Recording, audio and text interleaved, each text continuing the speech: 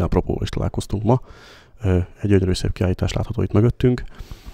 Egy pár szóval esetleg, ha bemutatná nekünk ezt. Köszönöm. Az Országos Polgárőr Szövetség 25. évfordulóját ünnepli 2016. évben. Ennek apropóján készítettek egy kiállítást, összefoglalva az elmúlt 2,5 évtizedet. Június 18-án Sopronban az Országos Polgárőrnap keretén került bemutatásra első ízben a kiállítás, majd ezt követően első helyszínként Vas megyébe érkezett.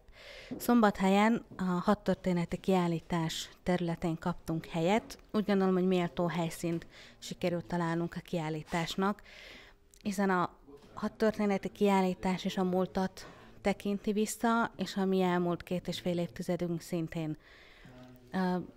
Úgy gondolom, hogy maga a kiállítás bemutatja az összes területet, ahol a polgárőrség működik, az együttműködő partnereket kiemeli szintén.